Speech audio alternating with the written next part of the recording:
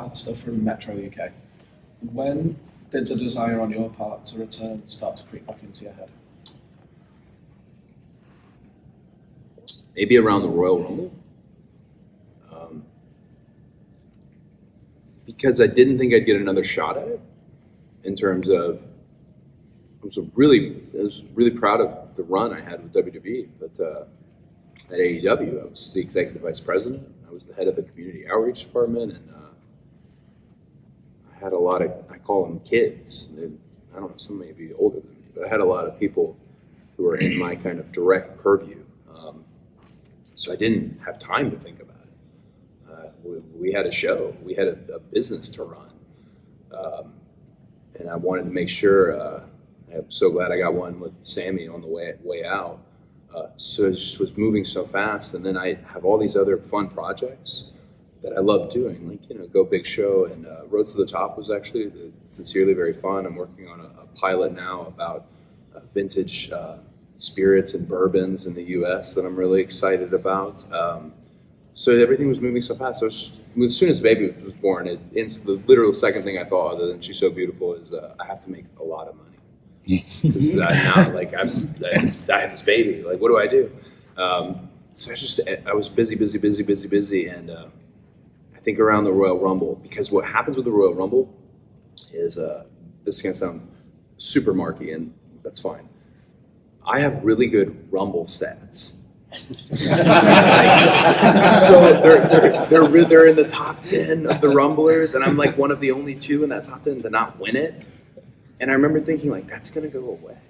These guys, because Ziggler's still at. These guys are still in there, and they're getting the time. And I'm just thinking, it would be really good to go back in a vindicated type way, to be me, and try to be the absolute best wrestler in the world and prove it here. So I'd say about the Royal Rumble, because also around that time started creeping into my mind, as much as I loved where I was, and I loved my job, it's no one's dream to be an executive. It's pretty cool for a minute, and then you get blamed for everything, which that's part of it. It's not your dream. Everyone wants to be a wrestler. The dream is they're putting the belt on in their underwear. That's the dream. And I locked myself out of that because I didn't want to upset fans and do that. And they still got this. So I'm thinking, fuck, sorry. I locked myself out of the main title picture. So around that, I had told myself I didn't want to be a gatekeeper wrestler. I didn't just want to be, new debut, Cody program, new debut, Cody program. I didn't want to be that. So that around that time I started thinking, what would it be? It would be different. It would probably be what's best for the whole business to do this. And maybe it was. I think it's best for everything to do this and free up some of the real estate. I mean, they hired like 15 guys with what was available at the time, so that's good. I'd say about the Royal Rumble. I'm so used to picking. We'll do my okay. Everyone's in stereo. Hey! No shit, what's up? So, the last couple of months, how surreal and weird has this entire process been for you? Especially since Twitter and all the other social media things had all the conspiracy theories. What's it like being in the middle of that maelstrom?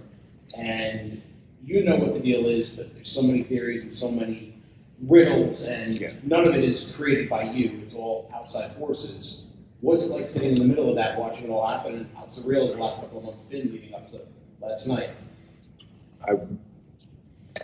I chose, and I think you know this, I chose to keep quiet on the departure. That was part of it, but also my own word. And Tony did as well. It was just because we have that respect for each other. But in the process of being quiet, wrestling fans don't like quiet. And they had every theory. And some of it, this was what, I think we even spoke about this. This was really what got me, and it was hard to see, was the theories were about money and creative control, and they were almost printed as if they were facts. And man, it wasn't a shred of truth. Like, that's why I kept telling everybody. I remember Meltzer reached out, and he wasn't really reaching out for a scoop, but I just told him flat out, it was time. No, it was time. And maybe a little, damn it, on my end, like I wish we had done this, or maybe on their end, but being silent, I feel so bad for my agent, who was standing somewhere in the room, because it was hard. I didn't want to be defamed, but also you have to accept what really did happen. You did make the jump, so you do have to own that. So you did make the jump, you did leave, but how did you leave?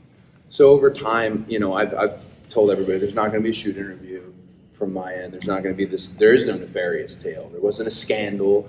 It wasn't something with Brandy. It wasn't anything like that. It was just time, and that has been something that is hard, I think, for fans to accept. And it's sad because you'll find a lot of wrestlers. I'm sure you've experienced this. Who are like, "Oh, Twitter doesn't matter." Does it? They're people. Like, oh, they're bots. They're trolls. Really? This looks like a person. And you lost their money. You lost their friendship. You lost their fandom. That matters. In the industry of touching people, that matters. So the best I could do was the language of physical pro wrestling, the language of it, I thought maybe they'll figure it out and see it when I come out and feel like this isn't about leaving, it's about returning. And it wasn't about them. And when I say them, it wasn't about AEW, and it really wasn't about WWE, it was about me. And what I needed to do next as a professional. And it led to WWE, to be back in front of this fandom on the biggest stage. But it was tough. It was really tough. And I'm sure you met a lot of wrestlers who, there's no problem with social media, none, right? And then they're the ones who have the nuclear meltdown, and you watch it.